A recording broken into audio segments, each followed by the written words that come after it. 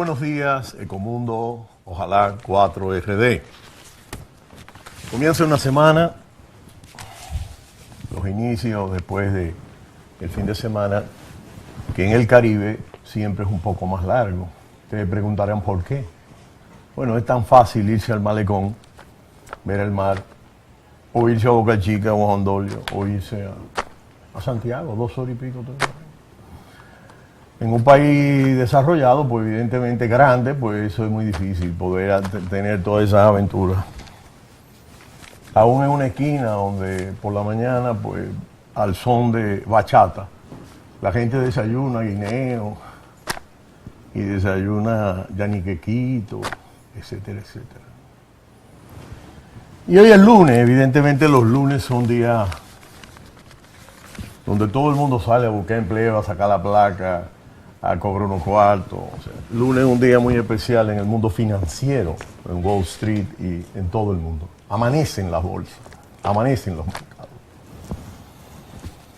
Y evidentemente que terminábamos con la situación tan interesante de crisis en Chile cuando Michelle Bachelet le pide la renuncia a todo el gabinete.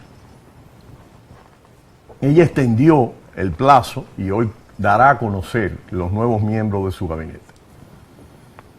Dicen que todos los medicamentos en las farmacias relativos a presiones en el estómago y en los intestinos se han ido agotando porque todos los ministros, nadie sabe quién se va, quién se queda, cómo va a quedar conformado el nuevo gabinete. El hecho interesante radica en que la Bachelet, que viene de ONU Mujeres a la segunda presidencia en Chile, viene con un programa muy avanzado que ha peleado en la sociedad chilena, y eso es un tema interesante. Pero también coincidió con una caída del ciclo del cobre que ha bajado de precio y evidentemente que las vacas flacas económicas le han tocado en un momento en donde el mundo está muy signado por el tema del desempleo, de los bajos salarios, de la desregulación, etcétera. Y hay ese desencanto con relación al tema de la calidad de vida por esa asimetría tan profunda que ha experimentado el mundo en los últimos 25 años. Ya hablaba del famoso libro de Thomas Piketty, El Capital, que se ha convertido en un bestseller a nivel mundial y ha hecho que otros libros se publiquen más, como la teoría general de Keynes o El Capital de Carlos Marx, por ejemplo, o el renacimiento de algunos enfoques estructuralistas que habían estado atrás.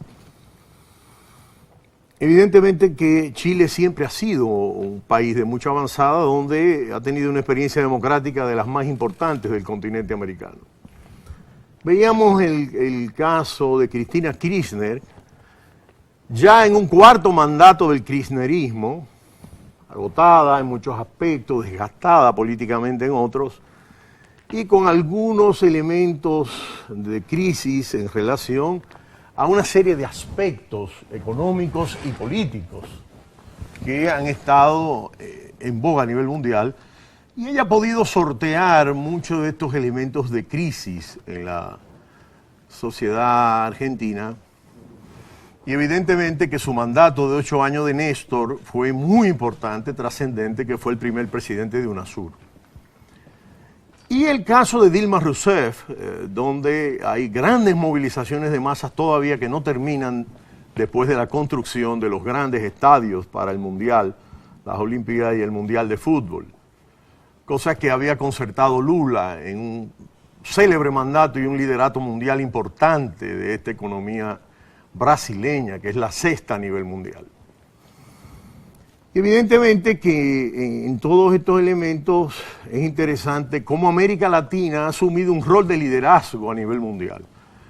No solamente en términos económicos, que tiene los mercados frente a África, y en Asia y Euroasia es otro territorio de diferentes características que luego vamos a analizar, pero donde los cambios políticos se han sucedido de manera más importante en los últimos 15 años en América Latina. Prácticamente el mapa se ha teñido de las opciones que antes eran de izquierda y ahora son de centro izquierda y han abrazado la democracia, las elecciones y una vía pacífica, ordenada para la conquista del bien común.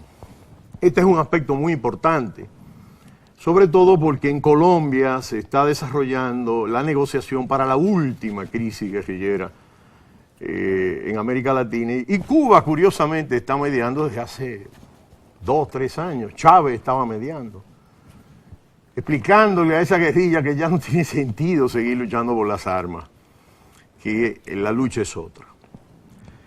Y justamente estamos viendo cómo el tema de la corrupción ha venido jugando un rol muy importante en torno a estos gobiernos progresistas y algunos rasgos autoritarios en muchos aspectos importantes, porque esta corriente ha implicado progresismo interesante en América Latina en múltiples aspectos. Y el caso de Mujica es el más célebre en Brasil, el caso de los gobiernos de Lula. Y hay que tomar en cuenta que la Dilma Rousseff ha sido muy dura con la corrupción y ha metido mucha gente presa. El caso de Bachelet y de Chile es un caso de más tradición en términos político-económico, aunque evidentemente Pinochet entrega ya prácticamente en aquel referéndum famoso en 1990. Pero lo curioso en este caso es justamente cómo en un nuevo aniversario de abril de 1965, 50 años, en la República Dominicana se vive una crisis. Es un hecho bien curioso porque hay una crisis política, hay una crisis del sistema de partidos políticos, hay una crisis institucional, hay un choque de poderes que implica un proceso importante, inédito en los últimos 20 años, 15, 20 años. Es decir, se decía, y era una de las hipótesis centrales, que el sistema de partidos políticos dominicano era la excepción en América Latina con relación a ese movimiento bajo la sombrilla de la llamada izquierda rosada. Y que aquí esos partidos tradicionales, en gran medida porque recibieron a la mayor parte de la izquierda. Y entonces, pues evidentemente al centro izquierda no había mucha cosa que recoger y la izquierda entró en una crisis y una decomposición en muchos aspectos sin haber planteado una autocrítica y haber hecho una nueva referencia frente a los acontecimientos de la caída del muro de Berlín y al fracaso de las experiencias del socialismo real en la Unión Soviética y en todos los países.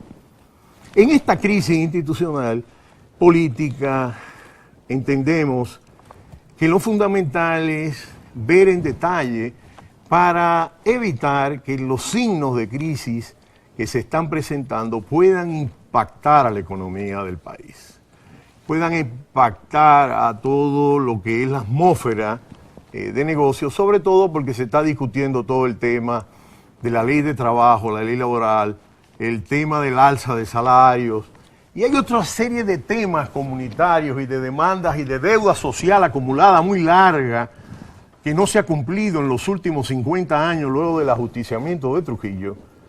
Y entendemos que el caldo de cultivo de un abril es un poco delicado o para que algunas fracciones minoritarias vengan a introducir más pólvora. Hay un hecho curioso de uno de esos hijos de ese líder que habla de que solo una de esas personas, el monarca, el emperador, puede aglutinar un bloque progresista. Yo me pregunto de qué tipo de progresismo hablamos. Porque si analizamos cada uno de esos 8 partidos, la verdad es que tenemos que cuidarnos mucho de que verdaderamente puedan ser progresistas cuando cada uno ha demostrado realmente de qué se trata. Yo creo que hoy día están soplando diferentes aspectos en el país que van en el sentido de un nuevo enfoque del Estado y de la política económica. Y yo creo que es interesante que esa corriente siga expresándose en el debate nacional, y creo que si no hay problemas de principios al interior, yo creo que lo correcto en ese partido gobernante es que el Ejecutivo, que solo ha estado durante 3 años, pueda continuar frente a un monarca que ya tiene 12 años en el poder. Muchas gracias Ecomundo, ojalá 4RD, será hasta mañana a las 8:40 cuando estaremos con ustedes. Radio, escuchas y televidentes. Muchas gracias.